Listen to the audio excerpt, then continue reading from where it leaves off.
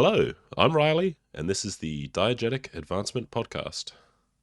Hello, and welcome to another episode of Diegetic Advancement. I'm Riley, and today I'm going to be responding to a couple more calls in regards to the one-role character stats and related topics.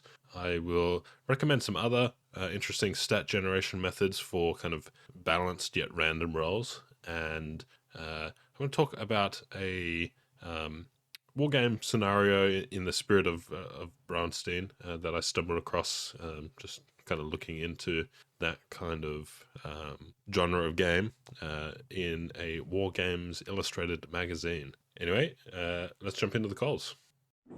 Hey Riley, Jason here. Just listen to your one die calls. You know, we do want to make sure we differentiate from the one die engine, which is a separate whole game system that uses D10s. You use a pool of D10s and you roll them all at once, and you take that one die roll to adjudicate whole situations. So, like, you know, from that one die roll, you'll get, you know, the speed of an attack, where the attack hits, how much damage the attack does, that kind of thing. So that's interesting. There's a free set of one die engine rules out, or one roll engine, one roll engine, also known as ORE, O-R-E. But if you Google ORE and Nemesis, you'll find a free set of rules, modern horror rules. But there's also, I think Rain is the fantasy version of it, and that's out there. And there are a number of one roll engine games. There's like a Superheroes in World War II game, I think. So that might be worth looking at it for interesting die mechanics, although totally different from what you're talking about. Anyhow, I will talk to you soon. Thank you very much for the call, Jason. Jason, of course, is the host of the Nerds RPG Variety Cast. Yeah, one roll engine. That's another interesting title, or I guess game mechanic. The idea for people who don't know, and this is from my limited understanding of it, is you roll a set of D10, a dice pool system, and based on, I think, the highest die, that gives you one result, and then duplicates. If you get duplicates, that gives you your width, and the highest die is your height. So if you got two of a kind, three of a kind, you'd have two width or three width. And those numbers are then used for a variety of things, as Jason points out. I haven't really looked at too many. I might pick up that free version. Seems that Rain, it's fairly expensive for a PDF, and there was a Kickstarter like 4 years ago, and I don't think that for the second edition, I don't think that's out yet. From what I've heard, the creator is fairly active at giving updates, so it's certainly not a dead project, but it's been a long wait. I've talked about it here and on other shows that I kind of do like one role systems, one in the character generation that I've been talking about, but I kind of prefer not to roll multiple times to accomplish the same thing. So it's kind of nice to be able to roll something and it tells you a whole lot about the situation and what happens in the fiction, right? Whereas if we were to climb and you had to roll 4 or 5 checks for each individual sort of part of climbing over a wall and scaling down and avoiding guards, it's kind of nicer just to roll once and narrate the whole thing. So perhaps, I will check out, I'll take a closer look at ORE.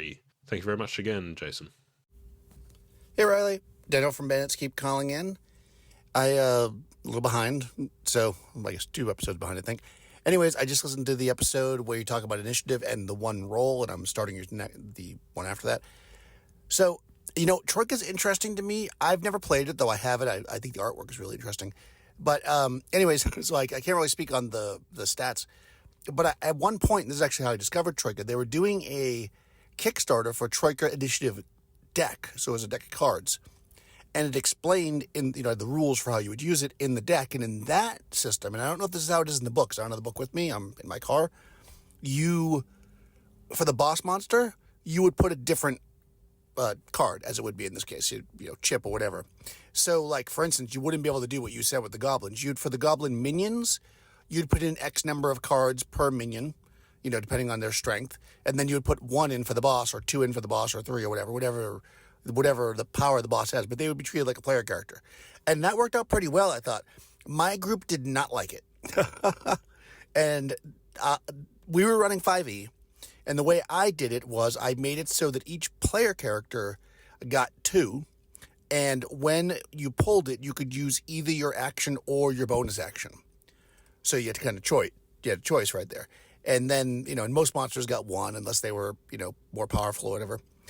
And I thought it worked pretty well, except, at the beginning. But then like 1 or 2 rounds happened where a player character did not get to go, and they just did not like that. And my group isn't really that like, I have to do something every round kind of group. Like it's not like, I played with people like that, and that's totally fine.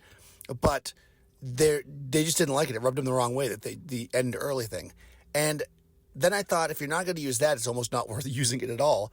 I think your idea of changing the name of it, which I think you mentioned in the reply to the to the next episode, kind of halfway through the episode, to just changing it, all the cards go back in the deck, is, if they just said it like that, that might be better. But because then it's like, oh, look, the cards are back in the deck, so those characters that went to go may have a chance of going again. It's all spinning it, right? I actually like that, and I think that's really a more... I don't want to say smarter, but it's a smarter way to do it, because then it's like there's no rounds in initiative in combat. You just, when your card is pulled, you can do your action. And if you get reshuffled back in the deck, then you can do it again. And if somebody didn't get to do an action, they'll eventually get to do one. And again, it does work out the same mechanically, but I think the mindset is cool.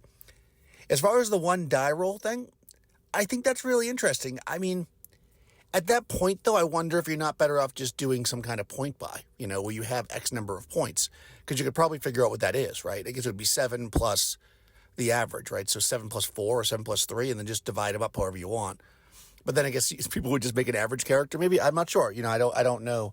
I don't play Troika enough to know that. In fact, I've never played it. I don't play it, so I don't know why it would matter. I guess you add it to your skills. I don't know. It's interesting. I like that idea. I just listened to Jason's call, or just started to, and he was talking about lasers and feelings, and that's immediately what I was thinking too. Like in lasers and feelings, I think you roll a d6, if I'm not mistaken, and you assign that to lasers or feelings, and you get the difference in the other one or something like that. I think that's how that works.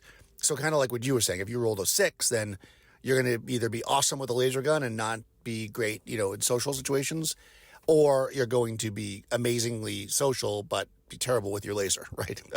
Because that's basically how that works, which is a really cool game if you've not checked it out.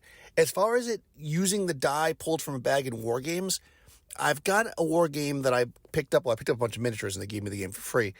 An embarrassing number of years ago from Gen Con, haven't painted the minis yet, but it does a similar thing. You reach in and to the bag, and you pull your die. And if, let's say, you're blue and you pull a blue die, you get to go. And what's cool about that is you then also rolled that die. So it's kind of fun. It's like, okay, so now it's not just that, oh, it's your die, you can go, like a token in Troika. It's like that's the die you roll for that character to do their thing. So, and then what you would do in that game anyways is you roll the die, you adjudicate, then you put the die next to that figure, and they can't go again. So that might be a good concept for the Troika idea. Again, where you were talking about with the boss going too many times, instead of having separate cards for the boss, you can choose whichever goblin token you pull out is the boss, but once you've used the boss, they can't go again until everybody's gone. So I think there's modifications to it that could definitely work in that system, and I definitely love the idea of these like variable initiative systems. I've gone to basically, everything happens all at once, but in phases, but I definitely do like that. Now I've made a recording almost as long as your episode, so I hope that your dad liked their gift. It sounded really cool. Maybe we'll chat about it a bit. I'm not very technical, but I got Retro Arc and some stuff, and I set up a similar thing at one point for somebody, and they really liked it because they were talking about a vintage game that they loved that just couldn't get anymore. But anyways, I will talk to you soon. Hey, Daniel, thank you very much for the call and for listening, as always. Daniel is from the Bandits Keep podcast and YouTube channel. Lots of stuff to cover off. So Troika Initiative, the deck sounds like it works differently than how it's described in the book with the tokens, but I think that really is kind of the better system. Not because I think game masters will abuse it, but it doesn't really give good guidance for how you should adjudicate that, and so it can be hard, potentially hard to be impartial there. The cards are cool. I'm really bad at shuffling, so I don't know if I would run terribly smoothly at the table.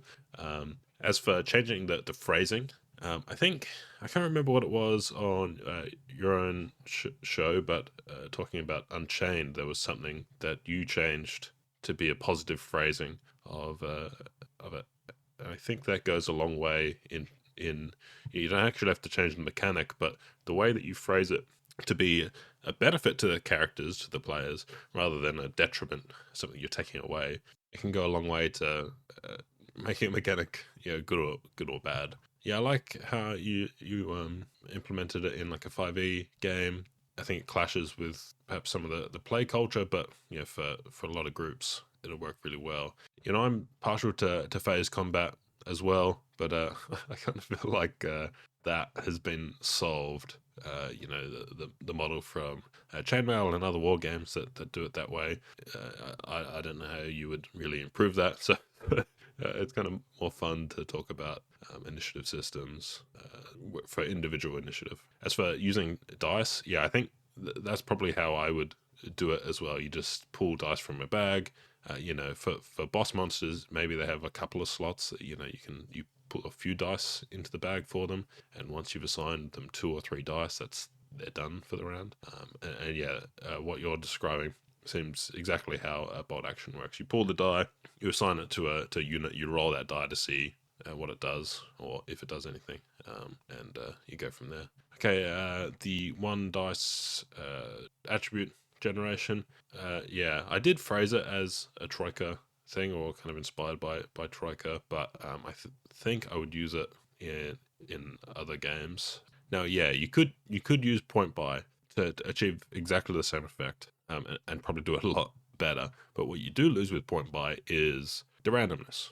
You don't discover your character. You come in and you create it with point buy. Now, of course, there's nothing wrong with that. But if you want to maintain that randomness, but you don't want to roll shitty characters and have someone else roll a really good character, either flattening the die out to use like a 2d6 plus 4, or something like lasers and feelings or something like that, it could be a good way to do it. I think a system like Traveler is a good way to do it, because you're not just generating your attributes, and you've got quite a lot of control over that. Over your attributes, kind of in like a point by way, but it keeps some randomness in the events, and you do discover a character through that process. Alternatively, maybe you roll for things like backgrounds and skills, and then you do a point buy, and so you know a bunch of stuff about your character, and then you assign your points afterwards, and perhaps that gives you some randomness, but you keep that control and balance in the attributes. Hey Riley, this is BJ from the Arcane Alienist podcast. Just listened to your episode 30 and the discussion on stat generation, and there things you're talking about, sort of that balance between when the dice don't go your way when you're trying to roll random stats versus sort of just assigning stats and point arrays or point buys. One method I've seen talked about, I can't remember where I saw it, on a discussion board somewhere online, which kind of goes in between the two. If you want to do random character generation, but you want some kind of assurance that you're going to get certain statistics that'll be useful in the game, you're not too high, too low, is you can have an array of say ability scores that the person is that you would normally assign, so a standard array. But what you would do instead is roll. I think the original suggestion was a D20, but even a D20, sometimes you'll roll to, the same number twice. So it actually be to roll a percentile die in order of strength, dexterity, constitution, intelligence, or whatever the game is, in order roll that. And then whichever score gets the highest result of that D100, that's where you put the highest score in your standard array. So say you rolled, 87 on... That's the highest you rolled among that, and you rolled that for dexterity. Well, you would put the highest score in dexterity of the array you have. And that way you get sort of the assurance of a standard array that is kind of matched oftentimes in modern games to the game design and the challenges you expect a character to face. but you still have a way of doing random assignment and sort of discovering who the character is. If you aren't particularly set on a particular class or a particular archetype or a particular type of character, you can discover that through the random assignment of those scores, with the scores still being in an effective range of abilities. So anyway, enjoying the episode. Good job. I'm enjoying your podcast. So take care. I'll talk to you later. Hey, BJ, thank you very much for the call and for listening. As BJ mentioned, he is the host of the Arcane Alienist podcast. Details for that, along with Daniel and Jason's details, will be in the show notes. Yeah, I do like the randomly assigning from a standard array. I guess you could, you roll a D100, or perhaps you just roll a D6, and you roll a 1. Okay, the first number in the array goes to strength, and you roll a 6, and the next number in the array goes to charisma. Obviously, you'd have to reroll doubles. There's a couple different ways that you could go about assigning that. Of course, it does remove the outliers as well. A standard array is fairly flat in that your worst score is probably not a 3, right? And your best score is probably not an 18. But, to be honest, I think that's probably fine anyway. Thank you for calling in and passing on that idea. Okay, so let's put a pin in the one die character generation. I don't think I can do much more with it. If you've got other ideas, please call in and let me know. I'd be interested to hear what we can do with just a single D6. Yeah, and just to reiterate, you roll a D6, and that is your first stat. Then you take, say 7, take that D6, and that is your second stat. This way you get a seesawing effect, where if you roll high on the first, the second die will be low. If you roll low on the first, the second will be high. And then we can't really use the sum, because that gives us always 7. We can use the difference. So if you rolled really high, you're going to have a large difference. If you rolled somewhere in the middle, you're going to have a low difference. Of course, we can then take that away from some other number again. So now we've got another 2 seesawing effects. Multiplication is another thing that we could do. Again, if you roll one of the extremes, it's going to be 6 times 1, 6. If you roll somewhere in the middle, you're going to, like a 3 and a 4, you're going to get a 12, so a higher roll. Again, we can do a subtraction to get another 2 seesawing stats. That's really it. If we look at the sides of a D6, if you rolled it, whatever number you have on top, 4 that are around it always add up to 14. The die that's going to be on the bottom, the result that's on the bottom, plus the one on the top always equals 7. So we can't really do anything with that, because we're just always going to get the same result. Obviously, we're kind of trying to avoid rolling terribly high. And so just adding faces together doesn't really do anything other than give us a bigger number. So I think that's it. But I did want to talk about a couple of other quick single roll, or in one case not a roll at all, stat generations by the always fantastic Goblins Henchmen, who obviously has done this before I even thought about it, and done it much better. So the first one is the caterpillar method. So effectively you roll 3d6, and you kind of stack them together in a line, and if you add up all the numbers on the top, that's going to be 1 stat. You add up all the ones on the sides, you're going to have 2 more sides. The leftmost cube, you add up all the exposed faces, which is going to have 4 exposed, one on the top, the one on the end, and the one on the 2 sides. You can do that again for the right cube, and the central cube, again adding up all the exposed faces, which will just be on the top and the 2 sides. This gives you a pretty good character. He's done the maths behind that, and I will include a link to the podcast on that, to the blog post on that, not the podcast. Additionally, there's a Rubik's Cube stat generation, which I'll include in the show notes as well, and they're very interesting, and you should check them out. Okay, and I'm going to have to leave it there. We're running fairly long for one of my episodes, and so I'm not going to have time to talk about the wargaming scenario that I mentioned at the start. I will save that for next week. Again, I'm going to run out of time for content shout-outs, but all 3 of my callers have put out episodes very recently. go check those out. And you don't need me to tell you to check out all the great stuff that is happening in the Anchorverse. Go join the Audio Dungeon Discord, and a lot of what people are doing is in one of the channels there, so you can always go check that out. Again, thank you very much for listening. Thank you very much for my callers, and especially BJ, I believe first time caller to the show. And with that, I will leave you with the outro. Bye for now. I'd love to hear your feedback. You can reach me via Spotify, SpeakPipe, Discord, or email. Those details, along with everything I've talked about today, are in the show notes. Thank you so much for listening. Bye for now.